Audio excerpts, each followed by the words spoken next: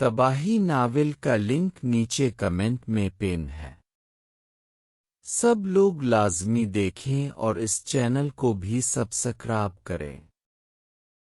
Server मामा और नायला मामी ने एक साथ धाड़े मार कर रोते हुए मुझे अपने सीने के घेरे में ले लिया। उनके लरसते और कांपते हुए हाथ मेरे चेहरे पर फिर रहे थे। वो मेरी पेशानी को चूम रहे थे और मेरे कसरती कंधों और मेरे चौड़े फौलादी सीने को बार बार छू छू कर इस बात का सच्चा यकीन करने की कोशिश कर रहे थे कि उनका वो प्यारा शेरू, जिसे वो पिछले 9 महीनों से मर चुका समझ कर रोज खून के आंसू रो रहे थे, वो उनके सामने सचमुच जिंदा खड़ा है। वो दोनों मुझे अपने जकड़े हुए गिले से लगाए मुसलसल रोए जा रहे थे और उनकी सिसकियां और हिचकिचाहटें इस खामोश रात के आखिरी पहर के सन्नाटे को चाक कर रही थीं। ये मिलाप सिर्फ किसी भतीजे और मामू मामी का रिवायती मिलाप नहीं था, बल्कि ये इस लाजवाल ममता और एक बाप के सच्चे प्यार का उबलता हुआ समंदर था, जिसकी आगोश में मैंने अपनी जिंदगी का सबसे कठिन, तल्ख और संगीन वक्त गुजारा था। मैं जब बहुत छोटा सा एक मासूम और नासमझ बच्चा था, जब मेरे सगे माँ बाप को मेरे इसी सफाक जालिम, बेरहम और सौतेले चचा सिकंदर खान ने जायदाद की लालच में एक सोची समझी खूनी साजिश के तहत एक भयानक कार एक्सीडेंट में सड़क पर मरवा दिया था। इस वक्त मैं इतना छोटा था कि मुझे मौत का मतलब और अपनों का बिछड़ना भी नहीं मालूम था, और मैं इस भरी दुनिया में बिल्कुल अकेला और यतीम रह गया था। तब इस पूरी मतलबी, खुद गरज और जाहिल दुनिया ने मुझसे मुंह फेर लिया था, और इस पूरे गांव का बच्चा बच्चा और हवेली का हर बड़ा फर्द मुझे मनहवस कहकर पुकारता था। सब मुझे दिन रात यही ताने देते थे कि ये लड़का इतना बदकिस्मत और मनहूस है कि पैदा होते ही अपने सगे माँ बाप को खा गया, और उसने अपने पूरे हंसते खेलते खानदान को हमेशा के लिए उजाड़ कर रख दिया। इन इंतहाई हौलनाक, तल्ख और मुहीब हालात के अंदर भी, जब सिकंदर खान मेरे बाप के कारोबार पर कब्जा जमा रहा था और दुनिया मुझे धुतकार कर दीवार से लगा रही थी, तो ये नायला मामी और सरवर मामा ही थे जिन्होंने अपनी मोहब्बत भरी आगोश मेरे लिए खोली, मुझे अपने सगे बेटे से बढ़कर पाला, मेरी हर ज़रूरत का ख्याल रखा, मुझे संभाला और दुनिया के हर जहरीले ताने को अकेले अपने गैरतमंद सीने पर झेला। उन्होंने मुझे जिंदगी में कभी ये एहसास नहीं होने दिया कि मैं एक यतीम बच्चा हूँ जिसका इस दुनिया में कोई सहारा नहीं है, और आज जब वो अपने इसी पाले हुए जवान, जरी और कसरती शेरू को एक बिल्कुल नए चुस्त लिबास वाले और रोबदार रूप में अपने सामने जिंदा और तंदुरुस्त देख रहे थे, तो उनका दिल खुशी के मारे सीने से बाहर आने को तैयार था और उनके आंसू रुकने का नाम नहीं ले रहे थे। मैंने इन दोनों के हाथों को अपने लबों से लगाकर चूमा, उन्हें दिलासा दिया, उनके आंसू पोंछे और इंतहाई जानदार आवाज में कहा कि ओ मामा जी, मामी जी, अब तुम्हारे इस शेरू के रोने और छुपने के दिन हमेशा के लिए ख़त्म हो चुके हैं, और अब हमारे असल दुश्मन सिकंदर खान के पछतावे और उसकी मौत का वक्त शुरू हो चुका है। आप बस खुद को संभालें और हौसला रखें। जब सरवर मामा और नायला मामी का वो पहला शदीद जज्बाती तूफान और हिचकिचाहट थोड़ी सी थमे, تو نائلہ مامی کے اندر کا ممتا کا وہ پرانا جنون اچانک ایک عجیب سی وحشت اور دیوانگی میں بدل گیا۔ وہ اب اس اتنے بڑے اور خوشی کے سچ کو اپنے سینے کے اندر ایک سیکنڈ کے لیے بھی مزید چھپا کر رکھنے کے قابل بالکل نہیں رہی تھی۔ ان کا دل چاہا کہ وہ اسی گھڑی پوری حویلی اور اس ظالم دنیا کو چیخ چیخ کر بتا دیں کہ ان کا شیرو زندہ ہے اور سکندر خان کی کالی سلطنت ہار چکی ہے۔ انہوں نے سرور ماما کے روکنے اور روحی کے منع کرنے کے باوجود اچانک اپنے کمرے کا دروازہ دونوں ہاتھوں سے کھولا اور حویلی کے اس بڑے سنسان دالان کی طرف منہ کر کے بلند اور دیوانی آواز میں چیخ چیخ کر سب گھر والوں کا نام لے کر انہیں پکارنا اور بلانا شروع کر دیا۔ ان کی آواز میں ایک ایسی تڑپ، وحشت اور جنون تھا کہ آدھی رات کے اس آخری پہر پوری حویلی کے در و دیوار اور پرانے ستون بری طرح لرز اٹھے۔ حویلی کے دوسرے حصوں اور بالائی کمروں میں گہری نیند سوئے ہوئے تمام لوگوں کو نائلہ مامی کی یہ اچانک اور بھیانک چیخیں سن کر یہی لگا کہ مامی نائلہ کو ہمیشہ کی طرح پھر کوئی پرانا دماغی دورہ پڑا ہے یا انہوں نے نیند میں کوئی ہولناک اور بھیانک خواب دیکھا ہے، کیونکہ وہ اکثر پچھلے 9 مہینوں سے میری یاد میں راتوں کو اٹھ کر اسی طرح رویا کرتی تھیں اور پاگلوں کی طرح میرا نام پکارتی تھیں، اور اسی وجہ سے پوری حویلی کے اندر ایک دم افراتفری اور بدحواسی مچ گئی۔ مائرا مامی، بختیار ماما، دیبا مامی، دلدار ماما اور میری زندگی کی پہلی محبت میری پہلی بیوی ناصرہ بھی اپنے اپنے کمروں سے آدھے ادھورے کپڑوں میں بدحواس اور خوفزدہ ہو کر نائلہ مامی کو اس پاگل پن کے دورے سے بچانے اور انہیں سنبھالنے کے لیے بھاگی ہوئی دالان کو پار کرتی ہوئی نائلہ مامی کے اس بڑے کمرے کی طرف آئیں۔ سب کے چہروں پر شدید گھبراہٹ اور پریشانی کے تاثرات واضح تھے،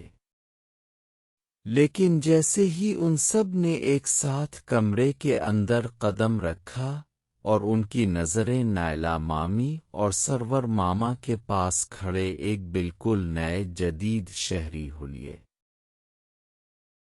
چست سیاہ لباس والے اور روبدار کثرتی چہرے والے جوان پر پڑیں تو سب کے بڑھتے ہوئے قدم لوہے کی طرح فرش پر وہیں کے وہیں جم گئے اور پورے کمرے میں ایک سحر انگیز مہیب خاموشی طاری ہو گئی۔ جیسے ہی ناصرہ کی نظر، جس نے مجھ سے سب گھر والوں کو، مامیوں کو اور ماموں کو دھوکہ دے کر اسی عاشق سے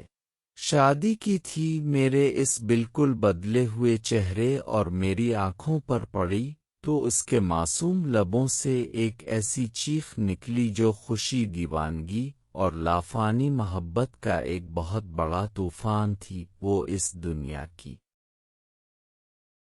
اپنے نامرد باپ کی اور حویلی کے تمام پرانے قوانین اور بندشوں کی پرواہ کیے بغیر پاگلوں کی طرح چیختی ہوئی آگے بھاگ کر آئی اور سب گھر والوں کے سامنے سیدھی میرے گلے لگ گئی۔ اس نے اپنے دونوں نازک اور گورے ہاتھ میری گردن کے گرد اتنے زور سے باندھ لیے اور مجھے اپنے وجود کے ساتھ جکڑ لیا جیسے وہ اب مجھے اس زندگی میں خود سے کبھی بھی دور نہیں ہونے دے گی، اور وہ میرے چوڑے فولادی سینے پر اپنا سر رکھ کر کسی چھوٹے معصوم بچے کی طرح پھوٹ پھوٹ کر روئے جا رہی تھی، اور اس کے مسلسل بہتے ہوئے آنسو میری قمیص کے کالر کو بری طرح بھگو رہے تھے۔ ناصرہ کی یہ سچی محبت، اس کی یہ تڑپ اور میری اس کے ساتھ شادی، اس حویلی میں صرف اور صرف مائرا مامی ہی بہت اچھی طرح جانتی تھیں، اور ناصرہ کی یہ جذباتی حالت دیکھ کر مائرہ مامی کی اپنی آنکھیں بھی آنسوؤں سے بھر آئیں۔ ناصرہ کے اس شدید بے قابو اور جذباتی طوفان کے بعد مائرہ مامی، جنہیں ہماری اس چوری چھپے ہوئی شادی کا پورا سچ معلوم تھا اور جنہوں نے زیب کے ساتھ مل کر ہماری جان بچائی تھی، وہ بھی روتی ہوئی تیز قدموں سے آگے بڑھیں اور انہوں نے مجھے اپنے گلے سے لگا کر بری طرح رو پڑیں کہ ان کا شیرو واپس آ گیا ہے، جس کی انہوں نے ہمیشہ سکندر خان کے ظلم سے حفاظت کی تھی اور اپنا سب کچھ شیرو کو دے دیا تھا۔ بلکہ وہ شیرو کی پہلی استاد تھیں جس نے شیرو کو ملاقات سے روشناس کروایا تھا، اور مائرہ شیرو کے بچے کی ماں، شیرو کی دوست اور شیرو کی ساتھی تھیں، جس کے ساتھ شیرو اپنی ہر بات شیئر کرتا تھا۔ ان کے بعد دیبا مامی بھی اپنی خوبصورت آنکھوں کے آنسو اپنے دوپٹے سے صاف کرتی ہوئی آگے آئیں اور انہوں نے بھی مجھے گلے لگایا اور روتے ہوئے میری اس نئی زندگی اور سلامت لوٹنے پر شکر ادا کیا۔ دیبا مامی بھی مجھ سے بہت اداس تھیں۔ انہوں نے مجھے کافی دیر گلے سے لگائے رکھا۔ دلدار ماما اور بختیار ماما، جو اب تک اس پورے منظر کو عقل سے باہر سمجھ رہے تھے اور اسے کوئی سچا خواب آبھوت سمجھ رہے تھے، وہ بھی آگے بڑھے۔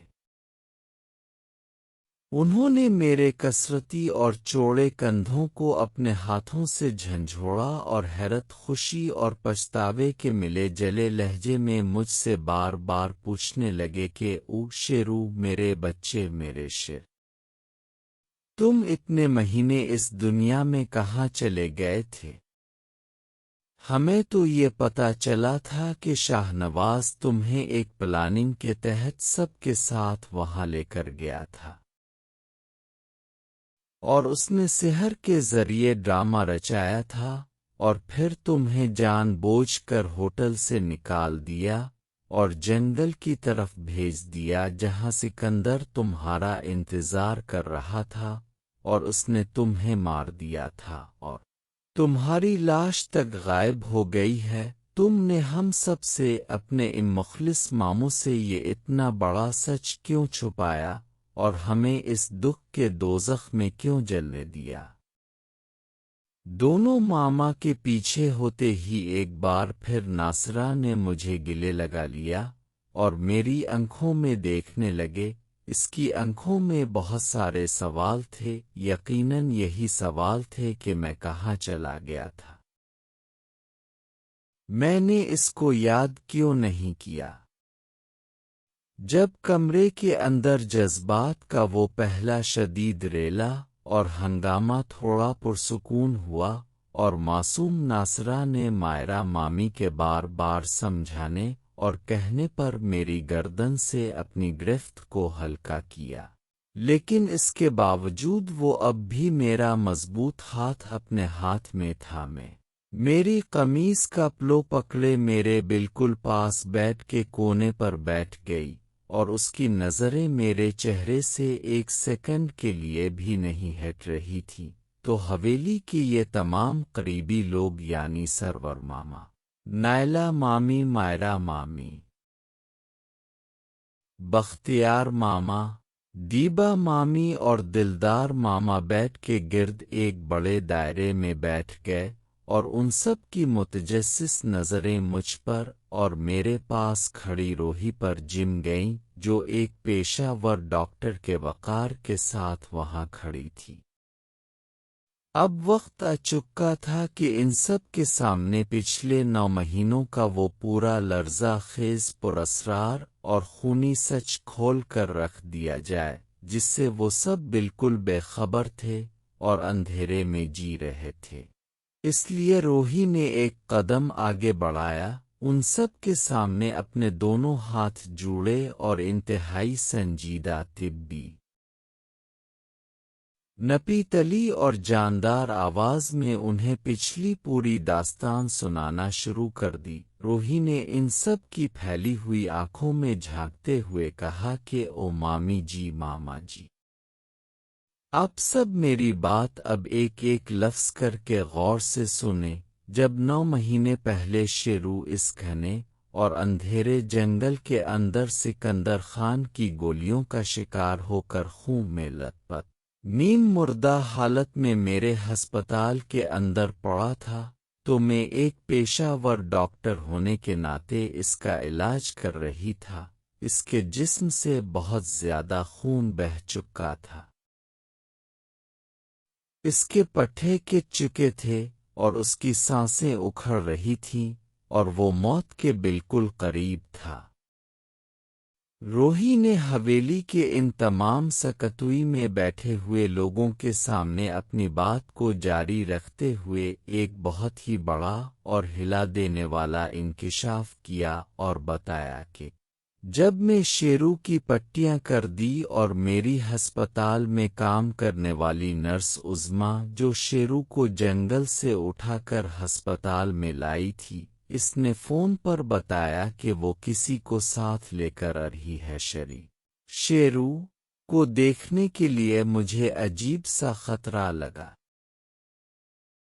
میں نے اس ہولناک خطرے کو بھانپتے ہوئے ایک سیکنڈ بھی ضائع نہیں کیا، اور میں شیرو کو اس کے بیڈ سمیت بالکل خفیہ طور پر عملے کی مدد سے پچھلے راستے سے اٹھا کر اپنے نجی اور محفوظ گھر لے گئی، جہاں کوئی اسے ڈھونڈ نہیں سکتا تھا اور نہ کسی کا شبہ جا سکتا تھا۔ جیسے ہی میں شیرو کو ہسپتال سے لے کر نکلنے میں کامیاب ہوئی، سکندر خان کے ان بے رحم اور شفاق غنڈوں نے ہسپتال کے ایمرجنسی وارڈ پر ایک بہت بڑا، منظم اور خونی حملہ کر دیا، اور وہاں اسی بیڈ پر موجود ایک اور زخمی لاوارث مریض کو، جس کا پورا چہرہ پٹیوں اور خون سے ڈھکا ہوا تھا، شیرو سمجھ کر اندھا دھند گولیوں کا نشانہ بنا کر وہی موقع پر ہی مار دیا، اور یہ جھوٹی افواہ پھیلا دی کہ شیرو کا خاتمہ ہو چکا ہے اور وہ مر گیا ہے۔ یہی وہ سب سے بڑی وجہ تھی کہ سکندر خان اب تک بالکل اندھیرے میں تھا۔ وہ بے فکر ہو چکا تھا اور سمجھ رہا تھا کہ اس کا راستہ صاف ہو گیا ہے۔ روحی نے نائلہ مامی کے کانپتے ہوئے ہاتھ کو اپنے ہاتھ میں تھام کر روتے ہوئے اور انتہائی رقت آمیز لہجے میں بتایا کہ مامی جی، شیرو اس فائرنگ کے حادثے کے بعد پورے 9 مہینے تک بالکل بے ہوش ایک انتہائی گہرے کوما کی حالت میں میرے گھر کے بند اور اندھیرے کمرے میں زندگی اور موت کی آخری جنگ لڑ رہا تھا۔ اس کا پورا جسم مفلوج تھا، اس کے ذہن پر گہرا دباؤ تھا، اور وہ صرف میڈیکل مشینوں اور آکسیجن کے سہارے اپنی آخری سانسیں لے رہا تھا۔ میں نے ایک پیشہ ور ڈاکٹر اور ایک سچی غیرت مند عورت بن کر اپنی پوری راتوں کی نیندیں حرام کیں، اپنے سکھ چین کو بھلا دیا، اپنی پوری کوشش کی، اس کے اس بے ہوش جسم کی دن رات ایک کر کے خدمت کرتی رہی۔ میں نے اس طویل اور بوجھل عرصے میں حویلی کے کسی بھی فرد، ماما سرورا اپنی سگی ماں کو اس سچ کا ایک چھوٹا سا لفظ بھی اس لیے نہیں بتایا کیونکہ میں سکندر خان کی طاقت کو بہت اچھی طرح جانتی تھی، اور مجھے معلوم تھا کہ اگر حویلی سے ایک بھی بندے کو اس بات کا پتہ چل گیا تو سکندر خان اپنے خطرناک شوٹرز کے ساتھ دوبارہ میرے گھر پر حملہ کر دے گا اور شیرو کو ہمیشہ کے لیے موت کی نیند سلا دے گا۔ اس لیے میرا خاموش رہنا اور سب سے الگ رہنا ہی شیرو کی زندگی کا واحد بیمہ اور اس کا تحفظ تھا۔ پھر ایک دن جب شیرو اسی طرح کوما میں بالکل بے ہوش بیڈ پر پڑا تھا اور میں اس کے پاس بیٹھی تھی، تو ہمارے اس نجی گھر کے اندر ایک بہت ہی گھٹیا اوباش، زہریلا اور مسلح غنڈہ زبردستی داخل ہو گیا۔ اس نے مجھے اکیلا پا کر، بے بس دیکھ کر میری عزت پر ہاتھ ڈالنے اور میرے ساتھ غلط کام کرنے کی شدید اور ناپاک کوشش کی۔ میں بالکل لاچار ہو چکی تھا، رو رہی تھی اور اس سے اپنی جان کی بھیک مانگ رہی تھا۔ اس وحشیانہ کشمکش اور مٹی ہوئی امید کے دوران جب مجھے اپنی موت اور بربادی بالکل صاف نظر آئی، تو میں نے آخری امید کے تحت بیڈ پر پڑے اس بے ہوش شیرو کی طرف دیکھا اور روتے ہوئے، تڑپتے ہوئے اسے اونچی آواز میں پکارنا شروع کیا۔ میں نے چیخ چیخ کر کہا، شیرو مجھے بچاؤ، تمہاری روحی خطرے میں ہے، تمہاری عزت لٹ رہی ہے۔ روحی نے اپنے انسوں پہنچتے ہوئے بتایا کہ میری ان کئی بار کی دردناک اور سچی آوازوں، میری چیخوں اور روحی کے اس پاکیزہ مان کی اس تڑپ نے شیرو کے مرتے ہوئے اعصاب اور اس کے سوئے ہوئے دماغ کے اندر ایک ایسا کرنٹ پیدا کر دیا کہ پورے 9 مہینے کے بعد اچانک شیرو کو مکمل ہوش آ گیا۔ اس کی آنکھیں کھل گئیں اور اس نے بیڈ سے اٹھ کر اس غنڈے کو وہیں سیکنڈوں میں عبرت کا نشان بنا کر جہنم واصل کر دیا۔ اور ہوش میں آنے کے بعد جب شیرو نے مجھے اپنا پورا خاندانی ماضی، سکندر خان کا وہ پرانا ظلم بتایا، تو میں نے اس کا ساتھ دینے کا پکا فیصلہ کیا، اور آج ہم اس حویلی میں سکندر خان کی کالی سلطنت کا خاتمہ کرنے کے لیے اپنے ان سچے اپنوں کی طاقت کے ساتھ واپس آ چکے ہیں۔ روحی کی یہ پوری لرزہ خیز داستان اور اس کی یہ عظیم قربانی سن کر پوری حویلی کے لوگ سکت ہوئی اور گہرے صدمے میں آ گئے۔